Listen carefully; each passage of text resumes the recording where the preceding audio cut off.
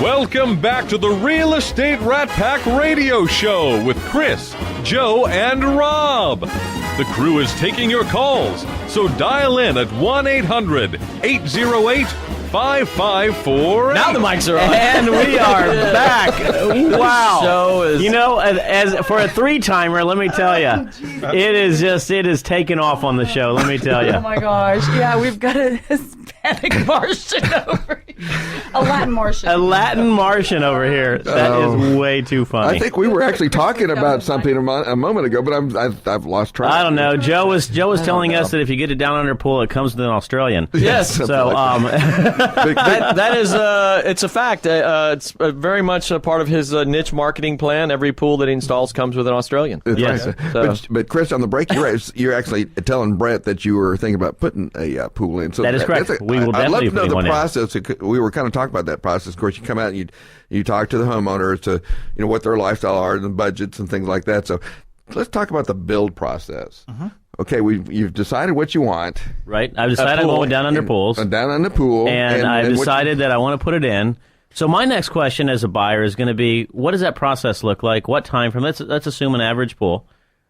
He doesn't build average pools, by the way. I know he builds very, very nice pools, which is why I'm going to go with them. Yeah, which is why I'm going to go with them. But so my question would be what am I looking at time frame? What are you going to do in regards to how do you get into my backyard? How do you what's the disturbance? I have dogs. I have children who like to play in my backyard.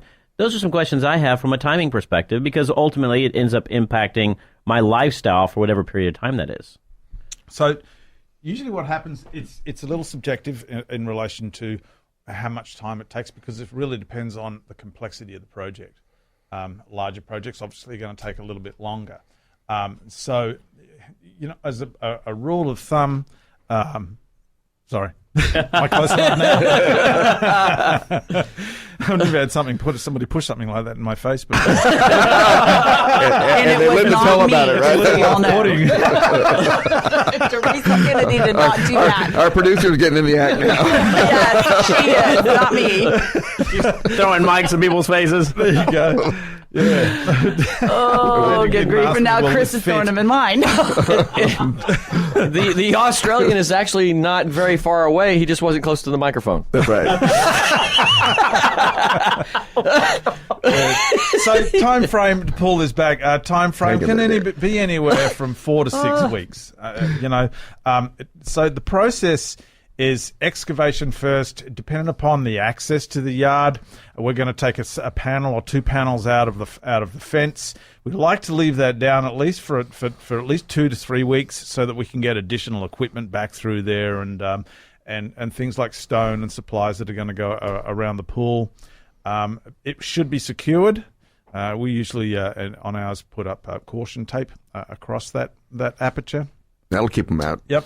And usually what will happen is once we lay the pool out, it becomes a little bit of an illusion. People look at the layout of the pool on the ground, think, "Oh wow, that's really small," and then start to panic that they've done the right thing. But once we dig the hole, it's at that point people all of a sudden start to see the 3D, and they'll begin to relax. Excavation is usually a day. It's going to look pretty clean at that point, until such time as we get out there and we start to do all the plumbing and the electrical, and we've got these guys out there digging trenches, and we've got trenches everywhere, and especially if we've got to have inspections done to make sure everything's to code, we have to leave those trenches open. So at that point, it can really look like a bomb's gone off. So I suggest if you're a little bit squeamish about, looking at your yard torn up, pull the blinds down and just don't worry about it. We like to keep you informed as we move along as to what the process is. But as we do 3 cleanups as we go through the process to keep the site as clean as possible. Remember, it is a construction site. And unlike your home, when your home is being built, you're usually not there. You'll come in and visit every now and then, but we're in a fishbowl. So we're actually in your backyard each morning. When you pull up the blinds, we're there. So we like to keep you informed of all the things that are going to go along. The more questions that you ask, the easier it is for us, because we can make sure that you're completely in tune with what's going on, and then there's no surprises and oh wow, what's going on out there, and this is a mess, and what's that for, and why are they making this noise? So yeah, that's pretty much the process. Well, and that's very important because a lot of times people want to know what that process is. What does it look like? How am I going to be disturbed? Especially individuals who have children who want to hurry up. And then I imagine it's also sometimes frames of getting in. Everyone wants to hurry up and have it finished at that point because once they see the hole in the ground, the next thing is, when can I start swimming in it? So a 4 to 6 week process right there. On average, obviously, it can vary because you have some more complex pools. Yep. Depends on the material, depends on the style, depends on permits and inspections, engineering, et cetera, et cetera. But that's a very good process right there. And then you go out and give a free estimate for individuals who are looking, or how's your process on when someone calls you up and says, I'm interested in putting in a pool, I want to evaluate your company? What do you do? So the process is we will actually come out and visit with you at your home. And the reason I like to come out there is that's where the pool is, not in our office. Right. So at that point, when I go out there, we're going to sit down and have a brief interview once again, just to sit down and make sure we're all on the same page, start to get you going in the right direction and asking the right questions. We want to determine, if salt is of interest to you, or if you want to do regular chlorine, and we can open that can of worms here in a minute. And because my question was to digress slightly, my question to clients when they ask me about that is, why do you want salt? Because usually salt, if it's being sold, is sold for the wrong reasons.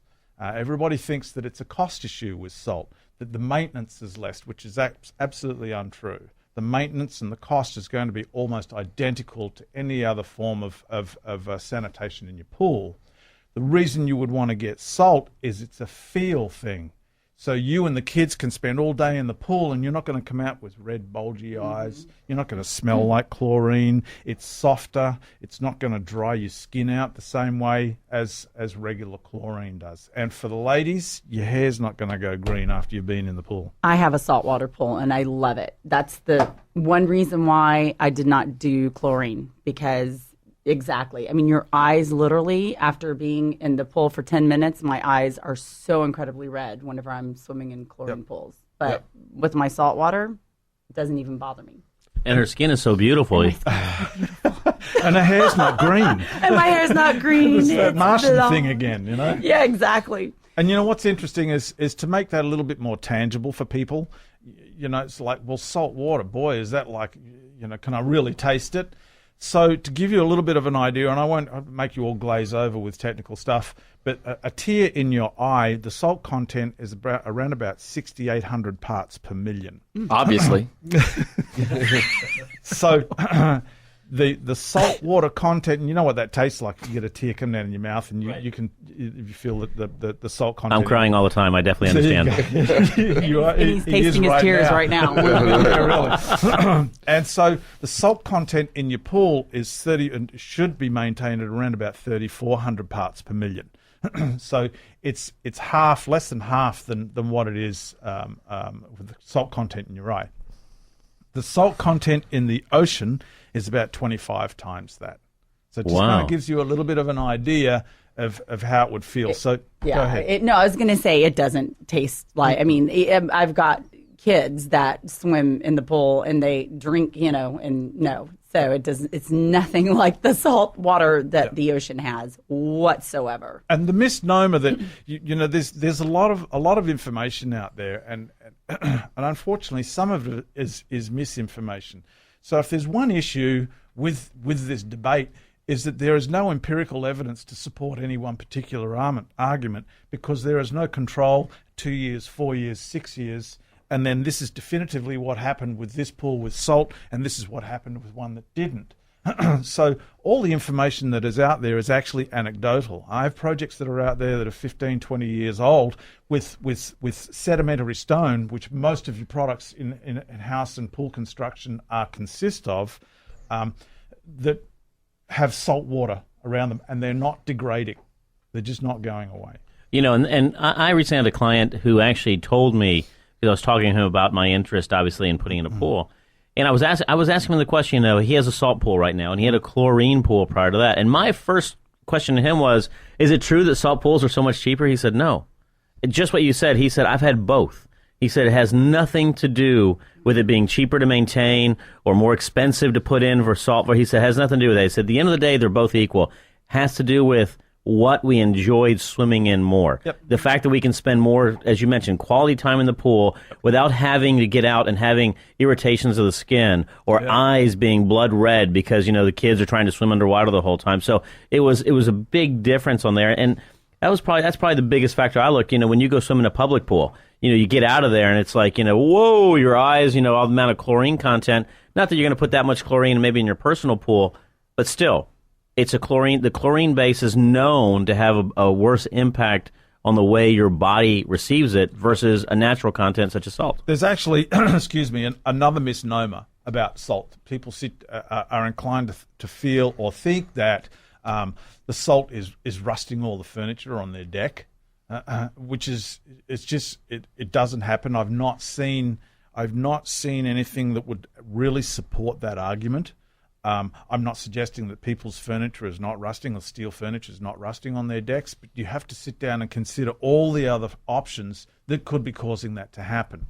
The other thing is that regular chlorine is actually mined from salt, so it still has salt in it. Right. The other, and if you take a pail of chlorine, and I've seen this happen. I had a neighbour that was doing some maintenance on his pool. He had a regular chlorine pool, and he left the top off the chlorine in the garage. Overnight. And when he came back out into the garage in the morning, everything had rust on it. It was like rust spots in the garage. Wow. So there's, once again, chlorine is highly and I don't corrosive. sit down and suggest, no, this is definitive, this is definitely not happening. And all I'm saying is sit down and do your homework. We'll give you all the information and all the education that we have about it and educate you so that you can make a decision on what's best for you. And I can tell you, I agree with that rust factor. I don't have a pool right now, and anything I have that's metal in the back, every 2 years I'm having to replace it because just the natural content we have in our normal environment, the humidity, et cetera, it gets rusted out. It has nothing to do with the pool. I mean, and individuals have the exact same type of furniture as me, complain about the same thing, has nothing to do, and they have pools, has nothing to do with the pool. Efflorescence is another one. So what's efflorescence? Efflorescence is if you've gone to a public pool, gone to an apartment complex somewhere, and you've seen that big white stalagmite buildup in the tile. Well, that's calcium chloride, and it's a calcium buildup, what you see in some kettles. It's coming out of the water. But in particular on pools is that you'll see it coming out, especially areas where you have waterfalls, and there is areas of the pool that are exposed to ambient air. And what that's doing is it's drawing the calcium chloride out of the concrete underneath. Oh, wow. And so having a saltwater pool is not accelerating that process any more than regular chlorine is. Well, we are coming up against a break again, but when we come back, I want Teresa Kennedy to go over some of the things associated with buying homes with pools, some of the outdoor living spaces that you're seeing. You're dealing in a market up in the Woodlands and all over Houston that you're seeing a lot of the outdoor living, and also talk a little bit about the value associated with what you're seeing in regards to this. But we're coming up against a break right now, so stay tuned. We'll be right back. The girl in the world is smiling 'cause she's in love. The girl in the world is smiling 'cause she's in love with the man in the moon. When two heavenly bodies glow, all the stars are